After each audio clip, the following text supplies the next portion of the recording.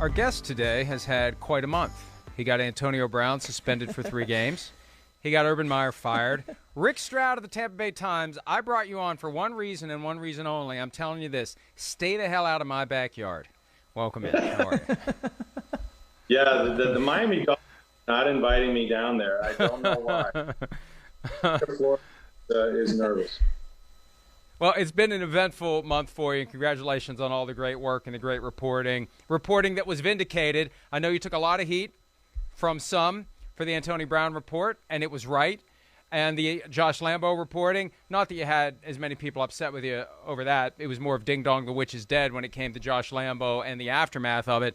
But great stuff and great reporting. And I'm curious now about the Buccaneers with Antonio Brown back.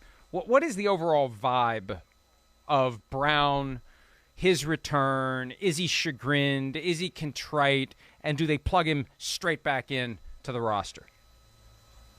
Yeah, Mike, and not just in the roster, but in the lineup. And I mean, the timing for them sort of works out, right? You lose a guy like Chris Godwin. Mike Evans probably isn't going to play this week. They're desperate now for receivers that Tom Brady can trust. And that's why he's still here. Make no mistake. I mean, I know what Bruce Arians has said, he was the last strike guy and all that. The umpire is not Bruce Arians in this case. When you have Tom Brady, it's a zero-sum game. You're there to win Super Bowls, nothing less. And that's why Antonio Brown is coming back in the building. Presumably he's healthy again. He hasn't played since October against Philadelphia. So, they definitely can need him. But he's not going to be able to do the things Chris Godwin did. He will give them a deep threat. He'll give them a guy that Brady trusts. And they certainly need him from a football standpoint. But beyond that, some fans are upset. Some are, just want to win. So it's kind of a mixed reaction. Rick, you talked about it's Tom Brady's team and he wanted him back. But did the Bucs publicly, at least, they said they had a decision to make. Did they come close at all to consider cutting him? Or was this all along he's coming back and they just said publicly what they had to say?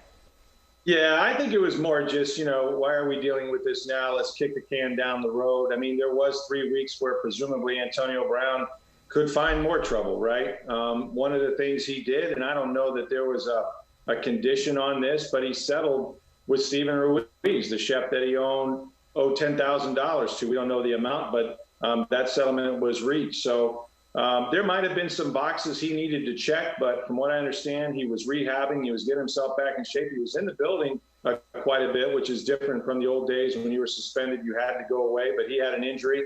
So I think he did what they felt he needed to do to come back.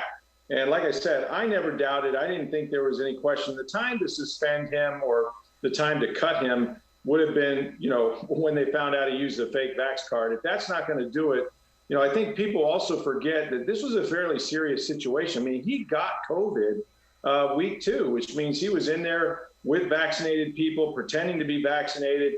Guys like Bruce Arians, who's immune compromised, Tom Moore, 80-something-year-old assistant. So they're very fortunate that something worse didn't happen. And, I know that Bruce was upset about it, but not to the extent that they're not going to try to win football games with him. And as it relates to putting him in the lineup, there was some buzz that maybe they were considering basically putting him on ice for the rest of the regular season. He's got some incentives. He's within a touchdown of unlocking 333,000, 100 yards and change, another 333,000. The rest of it's going to be harder for him to get, but kind of an extra message. You're back, but we're just going to keep you in our back pocket until we really need you. That went out the window, though. To the extent they were thinking about that, that's gone when you have Mike Evans with a week-to-week hamstring injury and Chris Godwin done for the year with a torn ACL. Mike, I watched Tom Brady run 3 pop passes to him so he could get his 50 catches or whatever it was a year ago, or, another $250,000 in the final game when, Ronald Jones needed a few yards for 1,000. I mean, this is the kind of thing that Brady takes care of, his guys. And to the extent that, this year on offense, he has been pretty exclusive with Gronkowski, the 2 receivers, obviously Evans and Godwin, and Leonard Fournette, and almost to the detriment. I think we saw it against the Saints when those guys got hurt. All of a sudden, guys like Cam Brate and Ronald Jones and Scotty Miller, who had been inactive, they were out of sync with Brady. They hadn't gotten many reps with him in practice. It sounds like an excuse, but it's a pretty good one. They did not use their whole roster the way they did a year ago. And Brady's guys have been the ones that have been doing the heavy lifting. So now he's got to find, Brown again. Rashard Perriman may come off the COVID list. We don't know if that's going to happen or not. He would be his number 2, presumably, and they may have to do it with a couple of tight ends. Maybe O.J. Howard gets back out there a little bit, but they haven't used their whole roster on offense like they did a year ago. Hey, Rick, but before Charean asks you a question, let me follow up. Why is it? Because I noticed that last year. You could change out one guy for another. One guy's injured, another guy goes in, and it works. Another guy's in, and it works all the way into the postseason. Big catch. It seemed like you could count on Scotty Miller for one a game. Tyler Johnson, the catches he made in the postseason. It felt like it was working with everyone. Why have they allowed it to skew toward his guys this year and not have everyone in a position where they can have that chemistry with Brady right away? Well, I think you've also seen the offense morph into a true Tom Brady offense. I mean, teams are playing cover 2 against them. Without Brown, they were 5-0. They lit it up with a few games they had their 3 receivers. But without that, I think he just trusts who he trusts. He couldn't trust Ronald Jones in pass protection. It's been a lot about Brady not getting hit. The offensive line has done a good job. But if teams are going to play cover 2, he wants to run the ball. He wants to check it down to his running back. Fournette's done a better job catching the ball this year and running routes. So it's just been a matter of trust. His guys have gotten the lion's share of the work, and he's not compromising on that this year like he did a year ago when he was trying to, incorporate everybody, get used to everyone, ingratiate himself perhaps with some of their other players. That just hasn't been the story. It is really all focused on winning each game and trying to put themselves in the best position to win a Super Bowl. Chris Godwin was so instrumental last year in their playoff run, and he's obviously been their leading receiver this season. They seem to have a chemistry that maybe he doesn't quite have with Mike Evans.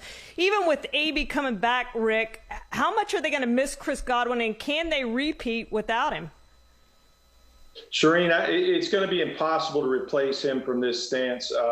He plays the slot position. You can go back to the Pittsburgh Steelers and Hines Ward, or to the Cardinals with Larry Fitzgerald. In this offense, that guy does a lot of things. And Chris Godwin does things that no one else can do, which is crack down on linebackers and defensive linemen in the run game. That's where they're going to miss him as much as anything. But he makes those tough inside catches, those combat catches. He has tremendous hands. He had one little spell where he fought his hands in the postseason. And he just does everything right. And he's also a guy who never comes out off the field. He just doesn't seem to be exhausted ever. So you're going to need several players to attempt to play that position and to do those things. They'll miss him more than they would almost any receiver, I think, because of all that he does in this offense.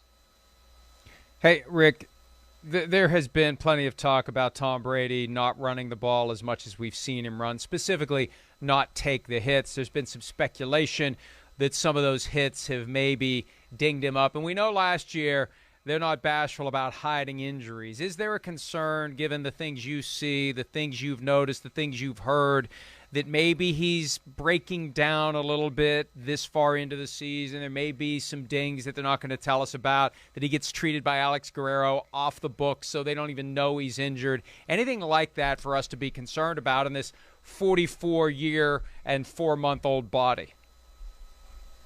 Well, just that it's a year older. And I think the game that he had against the Bills, you could see the frustration on Bruce Arians on the sidelines because he ran the ball way too much. And he called his own number on the goal line in a quarterback sneak, and they took some liberties with him. He was very sore, according to some coaches I talked to afterwards. Even after that sneak, you saw him on the sideline immediately pick up a ball and begin throwing it. Trainer went over to him. He said, "I'm okay." They're giving him days off. This is the time of year where they did that a year ago. So the pitch count is, trying to control that. Even in warm-ups, he doesn't throw every ball. So I think that they recognize with a 17th game, with his age, it's not going to get better. But have I seen velocity come off his fastball or anything like that? No. I simply think he doesn't want to get hit. He's never wanted to be a guy that's standing there very long. And, the Saints certainly have the right formula and the right personnel. Not everyone can do that. But it's certainly something to watch. I mean, we're well beyond what any quarterback has attempted to do, and it's amazing that he's still doing it at a high level. They were pretty impressive last year, Rick, going on the road as the wild card team and winning 3 road games before they got to play the Super Bowl at home. They've had their road woes this year for whatever reason. Is this a team that you think can go on the road, say they get that 3 or 4 seed and have to go win 2 games on the road to get back to the Super Bowl? Is this a team that can win on the road this year? Charean, I think it's going to be very difficult. I think they lost a lot more than just that Saints game. You know, they fell out of the number 2 seed. They still have a chance to get it back if Dallas and the Cardinals were to lose and they won out. But to go on the road more than a game, you know, last year was the perfect scenario, right? No fans in New Orleans, or very few. Green Bay was a balmy day. It was 33 degrees.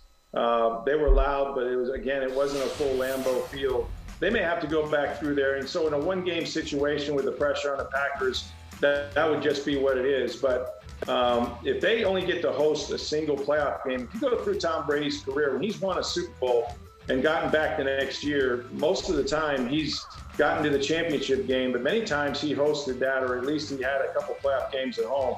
This team had to have 2 playoff games at home since 1979. They were in a position to do that. They lost to the Saints. They cannot lose again, and they're going to need some help. So I think it would be tough for them, quite frankly, to win 2 games on the road to get to Los Angeles. Hey, Rick, last one for you, and this may take more time than what we really have. It may be a subject for another day, but I'm curious. We saw Urban Meyer be brought down by his persistent application of kind of old school methods. And if he had won in Jacksonville, he'd still be there with those old school methods.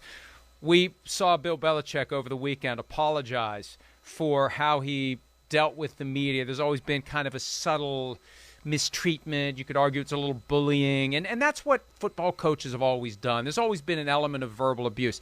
I'm just curious whether or not you think that maybe we're starting to get to a point where, and we know that football is kind of behind the rest of society. I just can't help but wonder whether or not we're getting to a point where people are going to stop tolerating the verbal abuse as just part of the gig of being an NFL head coach. Well, it's a great question. I mean, I think more and more this game is becoming about the players, and it's a partnership, right? This is not college football where they've just begun to be able to accept some money. These aren't 18 and 19 and 20-year-old kids. So I would agree. You're starting to see a lot of young coaches that can relate to players. I think Bruce Arians does a great job, and he's one of the older coaches in the league. But, you know, mental illness is a real thing. Whether it's Simone Biles, we've seen a ton of examples of that, of players that have needed a break. It's a high-pressure business. I think we're starting to understand the toll it takes on them, not just physically, but mentally. And you know, I think the decorum of life and in regular work, whether you work in an office, a hospital, whatever it is changing, and it should. And that's going to carry on to the football field and to those front offices and those organizations at some point. And I think it's a good thing. There's no reason to demean people and bully them and talk to them the way Urban Meyer did anymore. I think those days are past. You got to win a lot of games for people to tolerate that. And I think it's changing, and I think that's probably for the better. Hey, Rick, great work this month, and thanks as always for some of your time. Happy holidays to you and yours, and we'll talk to you again soon. Same to you guys. Great to see you. Hi, I'm Mike Tirico, and thanks for watching. Make sure to hit subscribe for the latest news and highlights from NBC Sports.